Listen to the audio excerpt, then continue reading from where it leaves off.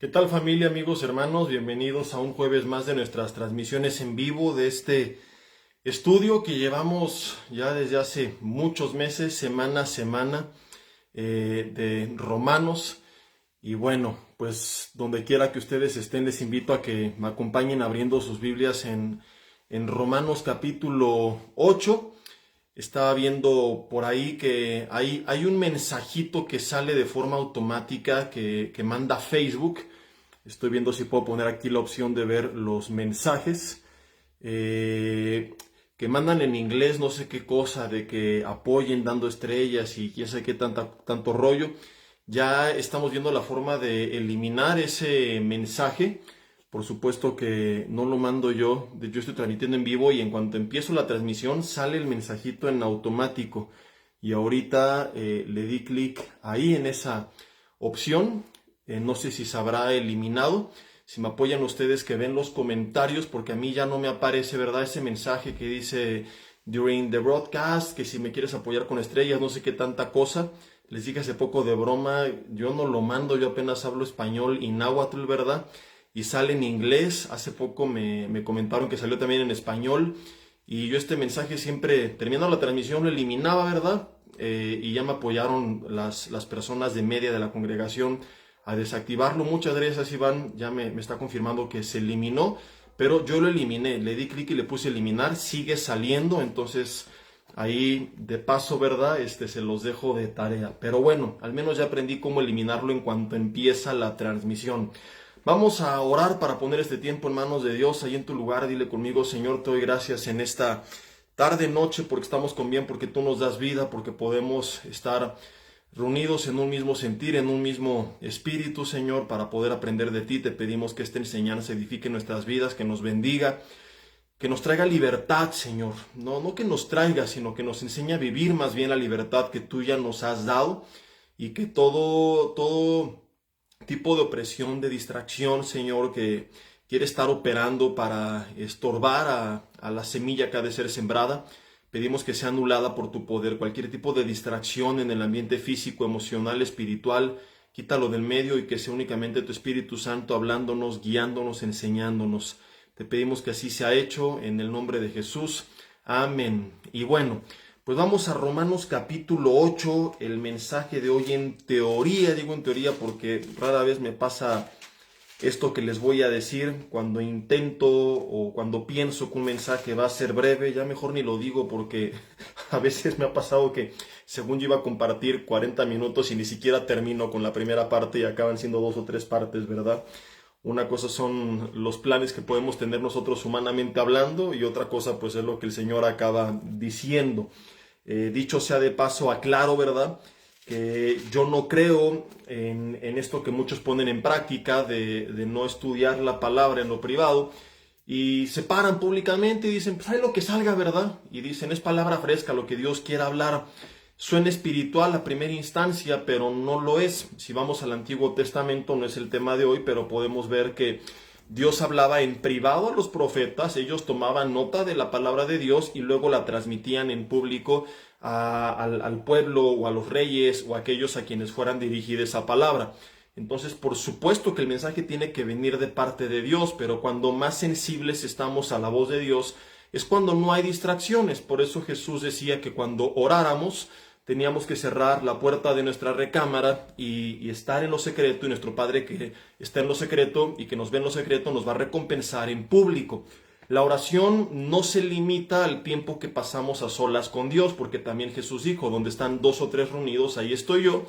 Y vemos en la iglesia primitiva modelos de oración tanto en privado como oración en lo secreto, ¿verdad? Perdón, en lo público. Vemos a la iglesia clamando por Pedro cuando estaba en la cárcel, por ejemplo, pero vemos a Pablo también orando en lo secreto cuando venía la tormenta. Entonces tenemos que aprender a estar en comunión con Dios en todo tiempo, pero es un hecho, es una realidad que cuando hay distracciones, pues es más difícil que podamos ser sensibles y concentrarnos, ¿verdad?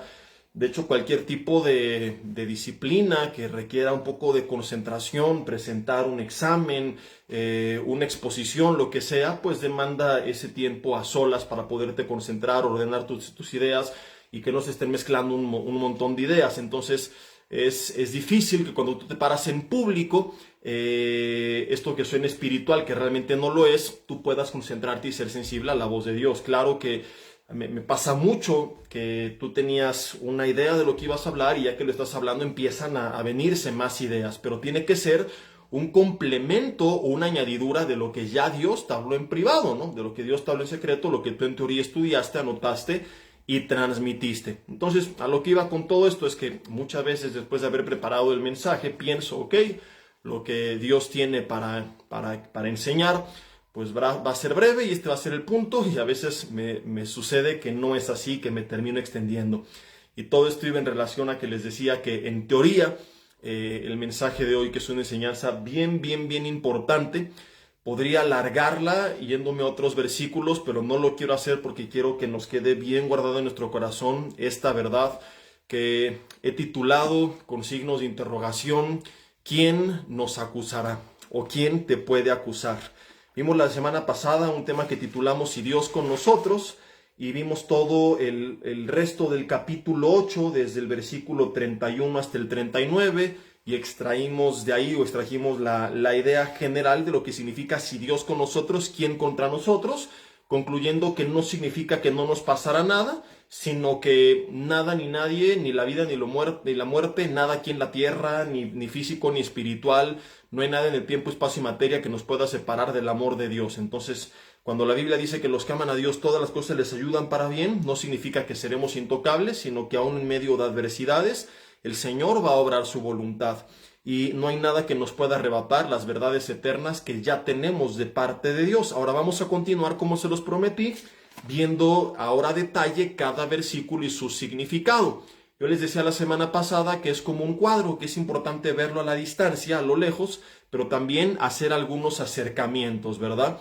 No puedes únicamente ver los detalles de zoom que se hicieron al cuadro y tampoco puedes quedarte con el panorama general y perderte esos pequeños detalles. Así, para estudiar bien la Biblia, tenemos que acostumbrarnos a ver la enseñanza general del cuadro, ¿verdad? Pero también hacer caso a esos pequeños detalles que tienen mucho significado, siempre, por supuesto, dejando que se interpreten dentro del contexto del cuadro completo.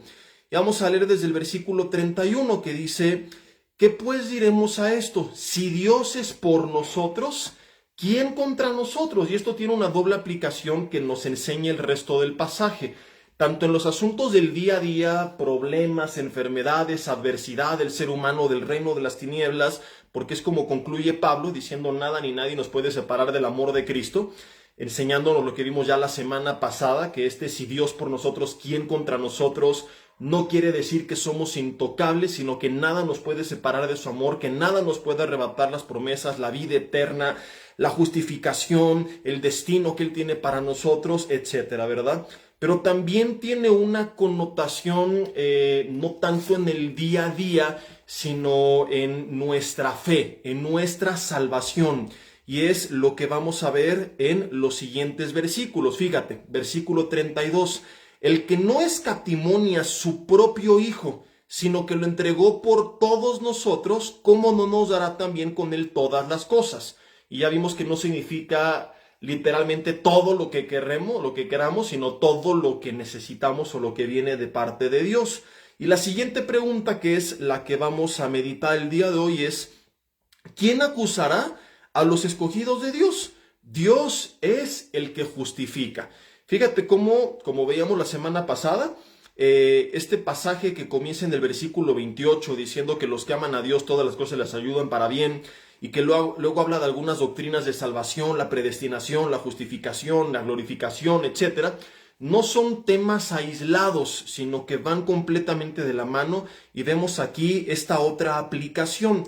Vamos a recordar lo que vimos antes desde el versículo 29. Dice que a los que, el 29, a los que antes conoció, también predestinó. Y dice el 30 que a los que predestinó llamó, y a los que llamó justificó, y a los que justificó también glorificó. ¿Cuál es la conclusión de esto? Que escogidos por Dios, hemos sido predestinados por Dios, y explicamos lo que significa ser predestinado, ser escogido, la diferencia entre la expiación limitada e ilimitada, etc. Pero no voy a regresar a ese punto. El punto es este: que hemos sido escogidos, predestinados, llamados, justificados, y en el tiempo, entre comillas, de Dios, que no hay tiempo, o sea, fuera del tiempo del ser humano, en la eternidad de Dios, ya estamos glorificados, porque dice, a estos también glorificó. Y es cuando entra la pregunta, si Dios con nosotros, ¿quién contra nosotros? No solo se aplica en el día a día, en los asuntos de los temas cotidianos, problemas, etcétera, sino también en cuanto a nuestra fe. Si Dios está conmigo, si Dios ya envió a su Hijo Jesucristo a morir por mí en la cruz del Calvario, si Dios ya me declaró justo, si Dios ya me dijo que tengo un destino eterno asegurado, si Él ya me dijo que estoy ante sus ojos hasta glorificado, ¿quién puede venir entonces en contra de mí a decirme lo contrario? ¿Cómo sabemos que también tiene esta interpretación? Porque es justamente la pregunta que está haciendo Pablo en el versículo 33 y luego en el 34 también. ¿Quién acusará a los escogidos de Dios? Dios es el que justifica. ¿Quién es el que condenará? Versículo 34. Cristo es el que murió, más aún el que también resucitó, el que también está a la diestra de Dios y el que intercede por vosotros. Nota las preguntas de Pablo inspirado por el Espíritu Santo. Si Jesús murió por mí, si he sido declarado justo delante de Dios por su sacrificio, no por mis obras, y además de todo eso, Jesús está a la diestra del Padre, intercediendo delante del Padre a favor de mí, ¿quién me puede condenar? La respuesta, por supuesto, que es nadie. Y este nadie es nadie, ni en el mundo físico, ni en el mundo espiritual. Nada ni nadie, como lo vimos la semana pasada, dicen los siguientes versículos, nos puede separar del amor de Dios. Y esto, además de tener la explicación en el día a día práctica que ya vimos hace 8 días, también tiene una explicación en cuanto a nuestra fe, en cuanto a nuestra salvación. No hay nada ni nadie en el tiempo, espacio y materia que me pueda separar del amor de Dios. Y esto no solo tiene poder en medio de las pruebas al recordar que estoy en sus manos y en sus manos estoy seguro, sino también cuando alguien quiere venir a acusarme, a condenarme, es importante que recordemos que no hay nada ni nadie, según la Biblia, que nos pueda separar del amor de Dios. Nada me puede alejar del amor que ya ha sido manifestado. Vuelvo a preguntar, ¿quién acusará, versículo 33, a los escogidos de Dios? Si Dios es el que justifica. Me podrían acusar si fuera un juez aquí en la tierra, el pastor, el vecino, lo que sea, pero cuando es el juez supremo de todo el universo, el que voltea y me dice, eres justo ante mis ojos, sigues en un proceso de santificación, pero yo te veo a la luz de la obra de Cristo Jesús en la cruz del Calvario, que pagó por tus pecados, que te declaró justo. Yo ya te he dado la vida eterna, ya eres mi hijo, tu destino está asegurado. Te espera la eternidad porque mi Hijo murió por ti, por tus pecados. La pregunta es, ¿quién me puede acusar? Si Cristo murió por mí y resucitó y está a la diestra del Padre intercediendo por nosotros, siguiente pregunta es, ¿quién me puede condenar? Absolutamente nadie nos puede acusar y absolutamente nadie nos puede condenar. Hay una gran polémica, y algún día lo hablamos, entre si hemos o no de juzgar. Y mira, aquí la Biblia dice que el espiritual juzga todas las cosas. Y por otra parte, Jesús dijo, no juzguéis para que no seáis juzgados. Y la conclusión cuando estudiamos bien la Biblia es que nosotros podemos, buscando edificar, exhortar a la persona y hablarle de sus hechos. Esto que estás haciendo no está mal, no es una actitud de un cristiano, etcétera. Pero juzgar en el sentido de decir, mira, brother, tú ni eres salvo y vas camino al infierno, es algo que solamente le corresponde a Dios. Porque yo ni siquiera estoy en ese papel, ni tú, ni nadie de nosotros, ¿verdad? Y porque además no sabemos si efectivamente es un hipócrita descarado, lo cual a veces pues es aparentemente muy evidente, ¿verdad? Pero puede que haya gente como el hijo pródigo, como David cuando se fue con Aquis, rey de Gat, como Elías cuando le dijo a Dios, quítame la vida, como Noé cuando se embriagó, como Sansón cuando cayó, que a lo mejor son hombres de Dios, pero que están pasando por un mal momento, ¿verdad? Y que entonces tenemos que venir y orar por ellos y tomarles de la mano y exhortarles y confrontarles, pero siempre para edificarles. Yo he dicho y repito, porque creo que es importante que quede claro, que la única razón por la cual la Biblia autoriza expulsar a alguien de la iglesia es cuando esa persona está tropezando a otras personas o está metiendo división. Su pecado ya no está afectándolo a nivel personal, sino que está afectando a la congregación. Es entonces cuando no por religiosos y santurrones, sino por amor al resto de la congregación, a esta persona se le tiene que poner en cuarentena.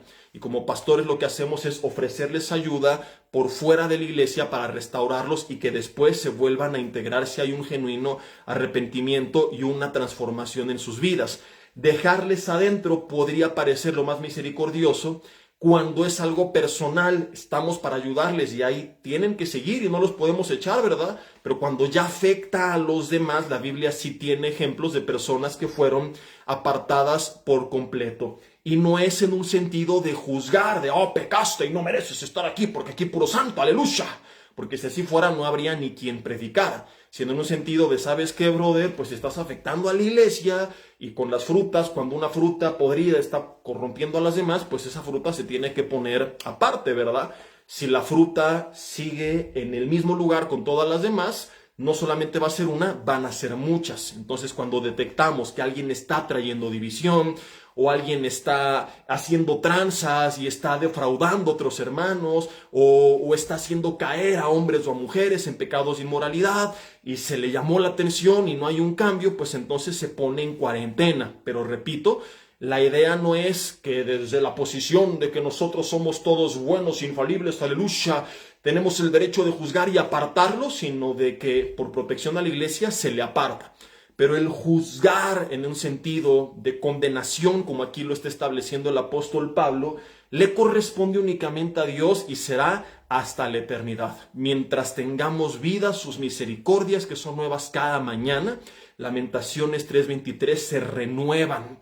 Y si tú has tenido caídas, has tenido luchas, has pasado tiempos difíciles, no se vale, como lo hemos dicho 1,000,000 de veces, y lo vuelvo a repetir porque no falta quien ve este mensaje aislado y dice, está incitando al libertinaje, aleluya. No, no tiene que ser usado sobre pretexto para pecar, porque eso ya no es gracia, es desgracia, pero tampoco es correcto que tú te vayas al extremo de que sintiéndote culpable, acusado, avergonzado, te apartes de Dios. Cuando la pregunta que está haciendo Pablo es, si Jesús me justificó, si Él intercede por mí, si Él murió, si Él resucitó, y tengo entonces la certeza, la garantía de que sus promesas son verdaderas, ¿quién me puede acusar? ¿Quién me puede condenar? Al grado de que yo me sienta tan indigno que me aparte de Dios. La respuesta es nadie. Es lo que dicen los siguientes versículos. Ni principados, ni potestades, ni la muerte, ni la vida, ni lo alto, ni lo profundo, ni ninguna otra cosa creada nos puede separar del amor de Dios que es en Cristo Jesús. Ese amor es inamovible, es permanente y es eterno y es seguro. Y en ese amor tenemos que descansar y a ese amor nos tenemos que aferrar y ese amor nos tiene que transformar. Y cuando caemos, ese amor nos tiene que levantar. Creo que amerita aquí un uyuyuy, ayayay, pero de esos que dices, respiro porque no me descalabró, sino al contrario, ¿verdad? Y la palabra de Dios también tiene hermosísimas y buenísimas noticias como estas.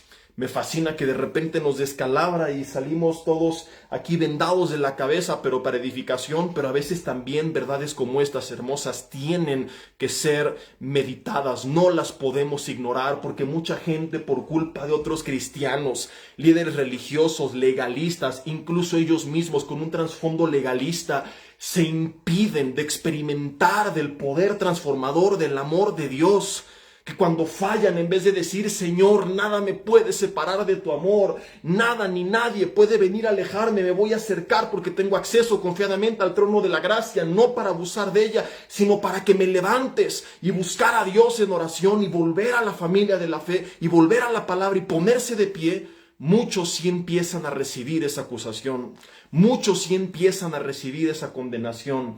Mira nada más qué vergüenza, es un hipócrita, seguro ni cristiano es un farsante. Satanás, queridos hermanos, la Biblia lo define como el acusador de los hermanos. Sus estrategias más comunes son mentir, porque es el padre de mentira, es tentar, que es lo que la mayoría sabe, pero a veces no nos damos cuenta que también viene a acusarnos. Acuérdate que se presentaba delante de Dios y merodeaba la tierra y buscó pretexto para tratar de acusar a Job, que era recto delante de Dios. Y este es un problema muy grande en muchos cristianos que les impide avanzar, que se han dejado acusar por otras personas. Los señalaron, los expulsaron de su congregación, como ya lo vimos, por alguna razón que a lo mejor no era bíblica, por una cuestión personal en la cual necesitaban, sí, una buena exhortación, un jalón de orejas, pero ser ayudados y ser levantados, pero se sintieron tan basura, tan culpables, tan negros de haber fallado que se apartaron por completo, ignorando que esto no va a resolver nada, solamente va a empeorar el problema. Pero esto suele suceder en mucha gente cuando se sienten contaminados, dicen, pues ya que tanto es tantito. Yo lo he explicado con un ejemplo. Tú vas de traje, con tu vestido impecable, recién sacado de la tintorería a una boda, y no quieres ni que se manche tantito, ¿verdad? Y de repente camino a la boda se te poncha la llanta porque hay un aguacero. Y tú te bajas y dices, ay no, si me agacho a cambiar la llanta, está todo encharcado, lleno de lodo. Estás pensando en ese momento, ¿qué hago? Mejor llamo al seguro, dejo el coche, pido un taxi porque no te quieres agachar. Y en ese entonces pasa un camión, ¡bum!, y te salpica todo un charco de lodo y te enmarrana todo. ¿Qué es lo que harías? ¿Seguirías pensando en llamar a un taxi? ¿Seguirías pensando en llamar al seguro a que vaya a cambiar la llanta? No. En ese momento tú te sientes ya tan sucio por el salpicón que te acaban de dar que dices, bueno, pues qué más daño va a provocar que me agache y me embarro un poco más y estoy todo embarrado, ¿verdad? Y es lo que sucede muchas veces en nuestro caminar con Dios. Íbamos camino a las bodas del Cordero, que nos esperan a todos nosotros, con esos vestidos limpios de lino fino que Él nos ha dado, lavados en la cruz del Calvario, tratando de cuidarlos, de no mancharlos, y de repente, tómala, un hoyo en el camino, una trampa. Despistamos tantito la mirada, no vimos bien lo que había enfrente, bajamos la guardia un día y caemos. ¿Y qué es lo que hacen muchos? En lugar de creer que pueden ponerse a cuentas con Dios inmediato, arrepentirse y que Él los vuelve a ver completamente limpios y seguir manejando rumbo a las bodas del Cordero, cuando viene ese camión y salpica, dicen, pues ya caí, ya fallé, ya lo eché a perder. Tanto esfuerzo para terminar así, pues ya qué más da que me tire al piso y que cambie la llanta y me siguen lo dando más. Entonces, mucha gente, cuando hay una caída, lo malo no es esa caída, porque para el pecado hay remedio. Y yo siempre he dicho, y lo puedo sostener con la Biblia, hay algo más grave que el pecado. Y suena a herejía, pero no lo es. Dices, ¿cómo si el pecado es lo más grave? Para el pecado hay remedio, que es la obra de Cristo Jesús en la cruz del Calvario. Su sangre, que según 1 de Juan 1:7, nos limpia de todo pecado. ¿Qué es más grave que el pecado? La actitud que tomamos frente al pecado. Ya sea de encubrirlo, o llenarnos de condenación y seguir pecando, endurecer nuestro corazón y seguir pecando, o arrepentirnos delante de Dios y entregarle el pecado. Hay un remedio si hay arrepentimiento. Por eso dice la Biblia, el que encubre sus pecados no prosperará, pero el que los confiese y se aparta alcanzará misericordia. Y este pasaje no dice que uno no prosperó porque pecó más que el otro. Puede que incluso el que no prosperó cometió un pecado ante los ojos del hombre menor que el que alcanzó misericordia. Pero aquí lo que determinó la diferencia no fue el tipo del pecado, sino la actitud que se tomó frente al pecado. Que uno lo confesó y se apartó, pero otro lo encubrió, lo siguió guardando.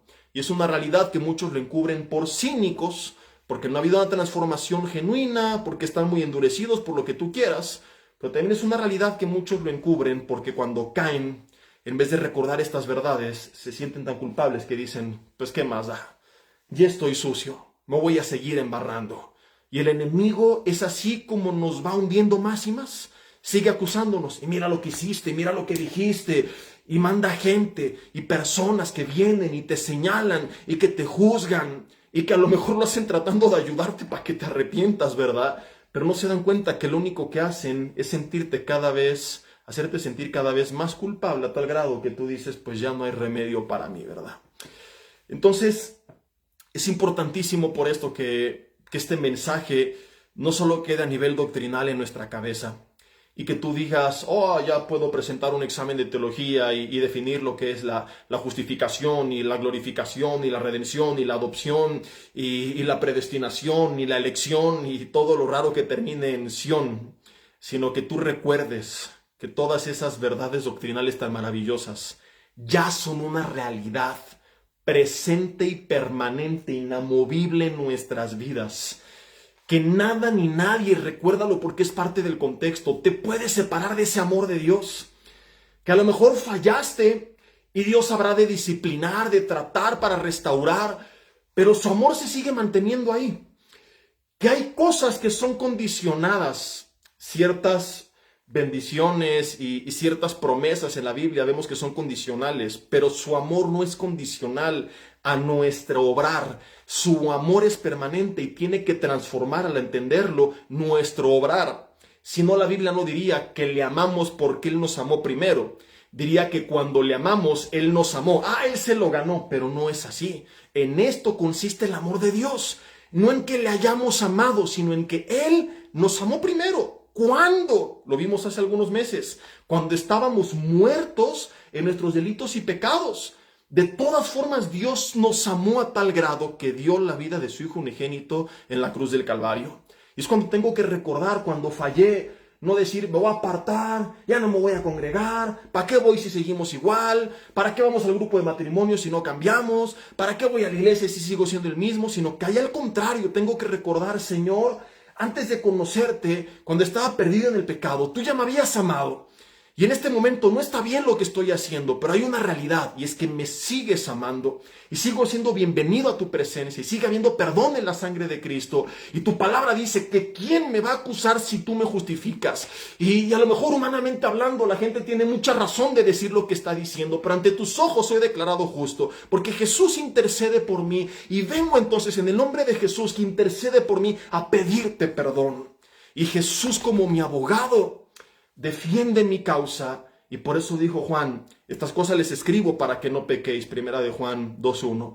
Pero si alguno hubiere pecado, no dice hipócrita, desgraciado, infeliz, que se largue con la señorita Laura, dijo abogado tenemos para con el Padre a Jesucristo el justo. Y esta palabra es para ti, para mí, para todos nosotros, porque en algún momento tendremos un día en el que camino a esas bodas maravillosas, la llanta se nos ponchó y un descuido hizo que de repente nos viéramos salpicados, llenos de lodo. Y la buena noticia es esta: la sangre de Cristo sigue teniendo poder, nos sigue limpiando, su amor sigue estando permanente, su espíritu sigue estando ahí para ayudarnos, para levantarnos, para fortalecernos. Y la pregunta, ¿quién nos acusará?, se mantiene vigente. ¿Quién nos condenará? Yo te quiero preguntar, ¿quién fue la última persona que te acusó, que te condenó, que te señaló y que te hizo sentir tan culpable que te apartaste por completo? Y a lo mejor es una persona con tanto renombre, con tanta autoridad, tus padres, tu esposo, tu esposa, tu mejor amigo, tu líder espiritual, quien te trajo a Cristo, que dijiste, sí es cierto, soy un hipócrita, soy un farsante y te apartaste. A lo mejor no, porque si no, no estarías viendo este video. Pero si te sentiste tan indigno que abandonaste muchos de los sueños que Dios puso en tu corazón, que te olvidaste que según 1 Corintios 12, tú eres parte del cuerpo, tú tienes dones de parte del Espíritu Santo, 1 Corintios 12:7, para provecho. Tienes un propósito, como hace poco lo vimos, un llamado, un plan que Él tiene para ti. Pero en tu mente el pensamiento es, ¿yo cómo me voy a acercar así? ¿Yo cómo voy a ser usado así?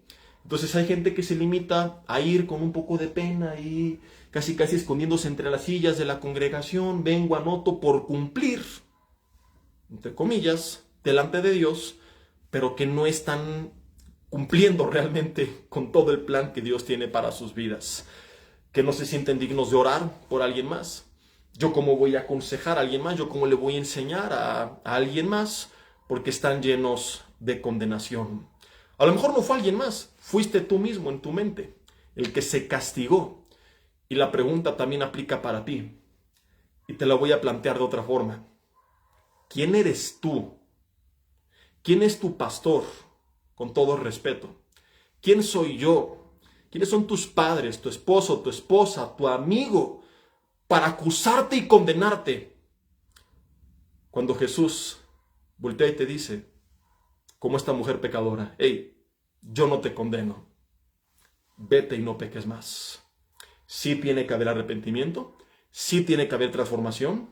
El mensaje no es como se predica en muchas iglesias humanistas hoy en día, si les podemos llamar iglesias. Ay, sigue pecando porque Dios te ama de todas formas, ¿no? El mensaje es, sí tienes que arrepentirte y tu vida va a cambiar, pero no es cambiar y arrepentirte para acercarte a Él, es acércate a Él. En su amor, en su presencia, Él te dará el poder para ser transformado. De otra forma, mi hermano, sería imposible. Satanás sabe, como hace poco te lo decía, que nosotros tenemos autoridad sobre su reino, que Él ya no tiene autoridad sobre nosotros si Dios no se la permite. Y por eso es que le funciona tan de maravilla la estrategia de acusar, porque como hace poco te predicaba, si no me puede destruir, le basta con neutralizarme. Y sus estrategias no tendrían poder si creyéramos las verdades doctrinales de salvación que hemos visto hasta ahora. El gran problema es que muchos siguen con esta acusación, con esta condenación, quizá porque siguen poniendo su confianza en sí mismos, en su religión, en sus obras. Y el problema es que tu liturgia, lo que te pide tu religión que hagas, tus obras, en algún momento van a fallar. En algún momento habrá, como le dicen, ¿verdad? Esa falla en la red, en algún momento esa falla en el sistema. Y cuando fallan muchos es cuando se desmoronan por completo. Es como si hubieran estado construyendo un castillo de naipes que está a punto de llegar al cielo, pero si no está construido sobre la gracia de Dios, sobre la obra de Cristo Jesús, y está hecho en nuestras propias obras, ¿verdad? Decía Jeremías, nuestras obras son como trapos de inmundicia delante de Dios, no pueden construir nada. Y tarde o temprano, si mi confianza estaba en lo que hacía, y en mi liturgia, y en mi posición, y en mis títulos dentro de la congregación, cuando pierdo eso, la vida de muchos se desmorona.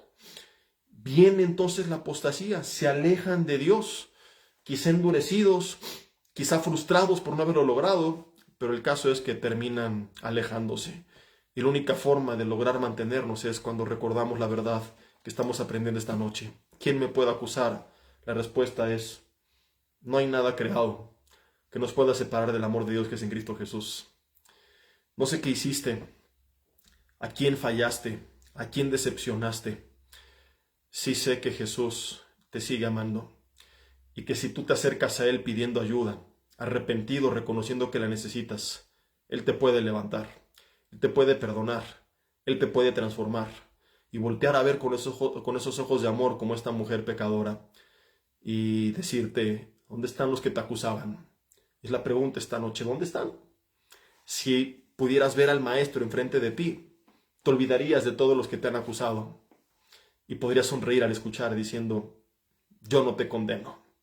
Eso sí, mi hermano, no abuses. Acércate y búscale, congrégate, disipúlate, ora, estudia la palabra, porque el resto de su sermón fue, vete y no peques más. Primera de Juan capítulo 4. En relación a esto que estamos estudiando, Primera de Juan capítulo 4, versículo 17, dice, en esto se ha perfeccionado el amor en nosotros. Dice, para que tengamos confianza, ¿cuándo? En el día del juicio. El contexto es el amor de Cristo Jesús. Dice, se ha perfeccionado para que tenga confianza. Pues como Él es, así somos nosotros en este mundo. Añade, versículo 18, en el amor no hay temor, sino que el perfecto amor echa fuera el temor, porque el temor lleva en sí castigo, de donde el que teme no ha sido perfeccionado en el amor. Nosotros la amamos porque Él nos amó primero. Y luego comienza a hablar pues de la gente que lleva una doble vida y que está mintiendo, ¿verdad? Si entendí el amor de Dios y recibí ese amor y yo le amo, mi vida, como lo decía, va a ser transformada. Este pasaje, lo podemos aplicar de muchas formas al temor, pero el contexto, o sea, ¿cómo lo puedo decir? Es como ¿Qué otro pasaje para que podamos entenderlo? Filipenses 4:13, ¿no? Todo lo puedo en Cristo que me fortalece. Es sacadísimo de contexto cada rato. Y es una realidad. Cuando Cristo me fortalece, todo lo que Él me mande a hacer, lo voy a poder, ¿no? Aunque no aplique de esta forma, hay otros pasajes que dicen, como Dios a Josué, ¿no? Donde quiera que vayas, yo estaré contigo, todo lo que hagas será prosperado. Entonces, por supuesto que sí, todo lo que Dios quiere que haga, siendo fortalecido por Él, lo voy a lograr. Pero la aplicación en ese contexto no es todo, sino Pablo está hablando de los tiempos buenos y los tiempos malos, y cómo Él en todos tenía contentamiento y nada lo desmoronaba. Y de igual forma, en este pasaje es una realidad que podemos nosotros de forma implícita extraer de otros pasajes, que cuando entiendo el amor de Jesús y descanso en Él, nada me puede atemorizar. David decía con otras palabras, Jehová es mi luz y mi salvación, ¿de quién temeré? Cuando entiendo que eres la fortaleza de mi vida, la pregunta es, ¿de quién he de atemorizarme? Entonces, en ese sentido, es una realidad que descansar en su amor me libra de todo temor. De modo que si lo explicamos de esta forma, no estamos alterando las verdades que establece la palabra de Dios. Pero lo que el pasaje quiere decir en ese contexto no va enfocado en esto, sino que nosotros en el día del juicio tenemos que tener paz y no temer, porque descansamos en el amor que Él tiene para con nosotros. Por eso dice que en esto se ha perfeccionado el amor, para que tengamos paz en el día del juicio, para que estemos confiados. Y cuando dice que el que teme no ha sido perfeccionado en el amor, el contexto exacto, si nos limitamos a él, está hablando del que teme al juicio, no ha entendido el amor de Dios. Entonces, cuando yo descanso en ese amor, soy libre de todo temor al juicio. Soy libre de todo juicio de los demás, porque he creído y lo he recibido. Y si sigo temiendo es porque no he descansado en ese amor. ¿Por qué sucede esto? Porque mucha gente está poniendo su confianza en sí misma, en lo que hago en la iglesia, en mis dones, en mis talentos, en mis obras, y cuando esto falle va a haber temor, porque es como si tú fueras a la guerra confiando no en 3 aviones que van arriba de ti volando, aventando misiles a todos tus enemigos, sino en la armadura que tú traes puesta y en tu metralleta con 200 balas. Pero ¿qué va a pasar cuando se acaben las 200 balas? Se te va a acabar la confianza.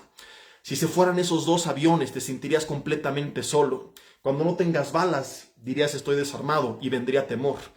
Y es lo que sucede muchas veces. Supongamos que esos 2 aviones representan el amor de Dios, y la metralleta y las balas, nuestras buenas obras, nuestra liturgia, nuestra religión. Entonces mucha gente se siente confiada porque fui a la iglesia, porque serví, porque prediqué, porque ayuné, porque oré, etcétera, etcétera, etcétera. Amén, aleluya, gloria a Dios. Pero cuando se te acaben las balas, te vas a sentir completamente desarmado. Si no recuerdas que lo que nos da seguridad son esos aviones, el amor de Dios que está volando siempre encima de nosotros, guardándonos de toda adversidad, guardándonos de todo problema, y en este caso guardándonos de toda acusación.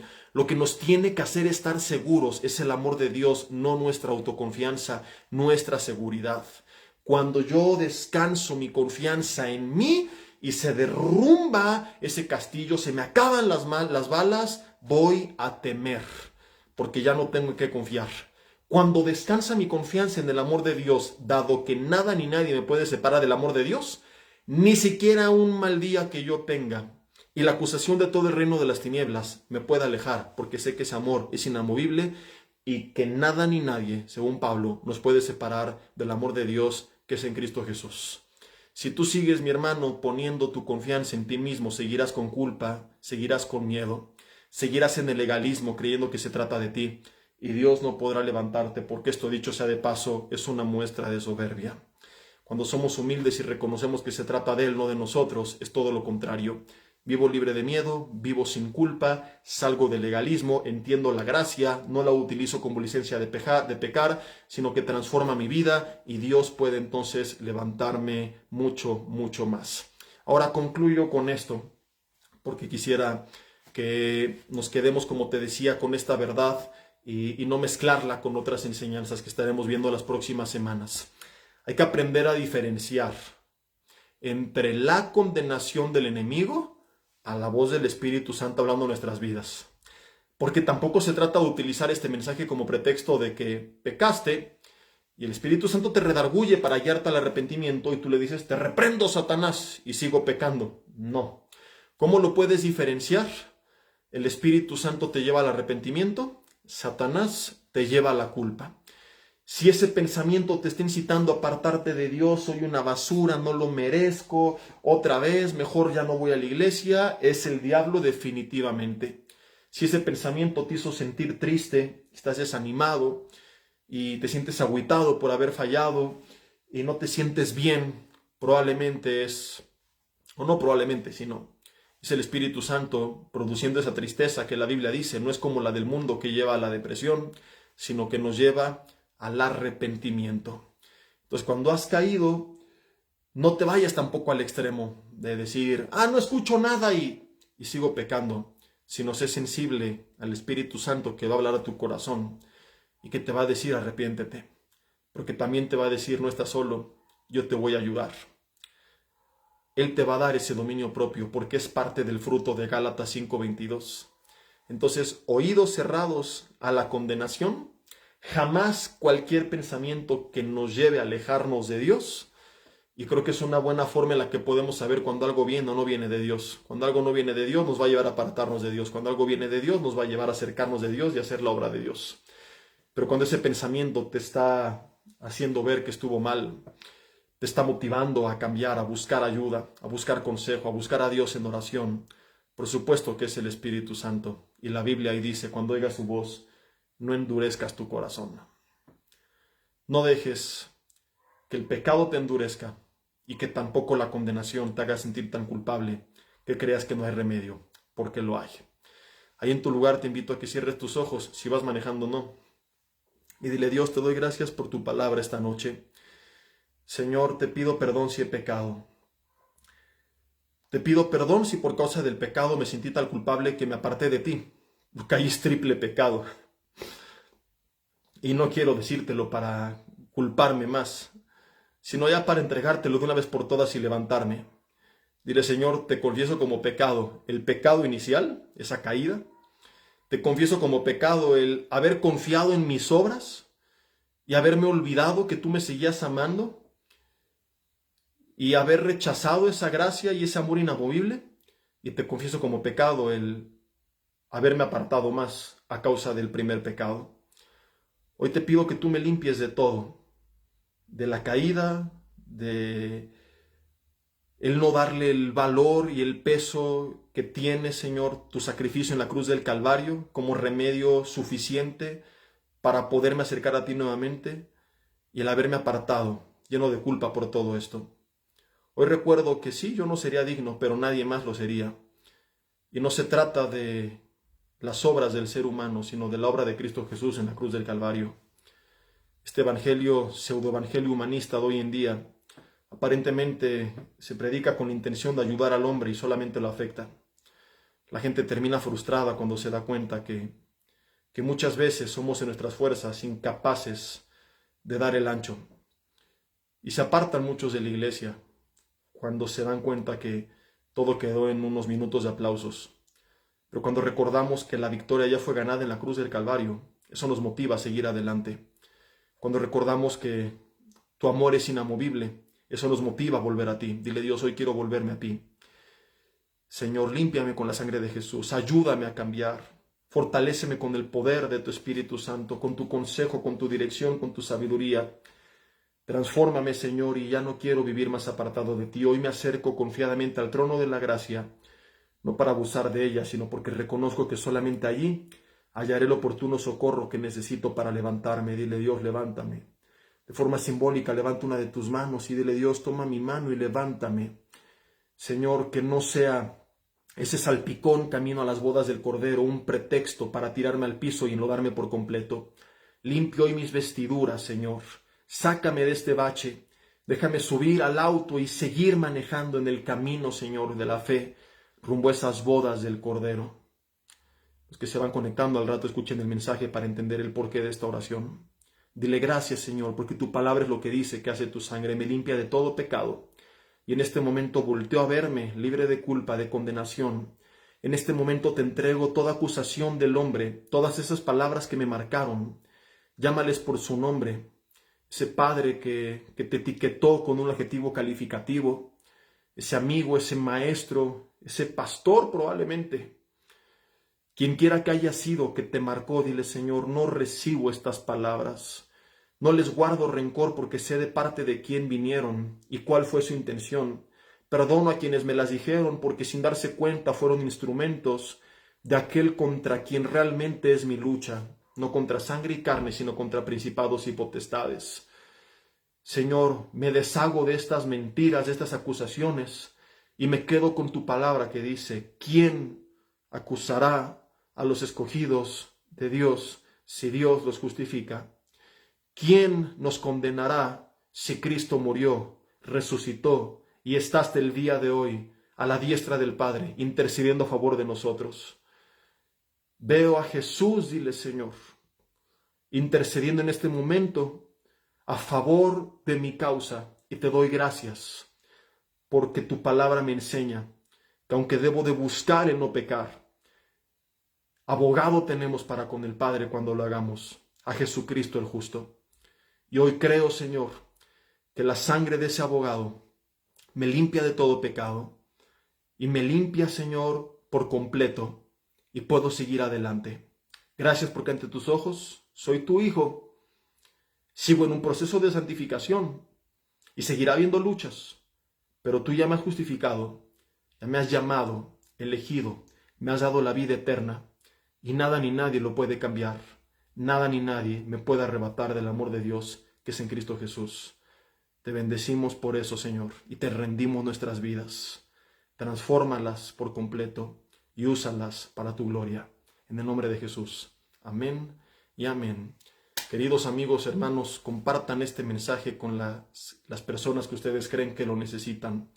Hay mucha gente dentro y fuera de la iglesia que vive con mucha culpa y a veces no logramos enseñar bien el equilibrio y terminamos incitando al libertinaje o llenando de condenación a la gente.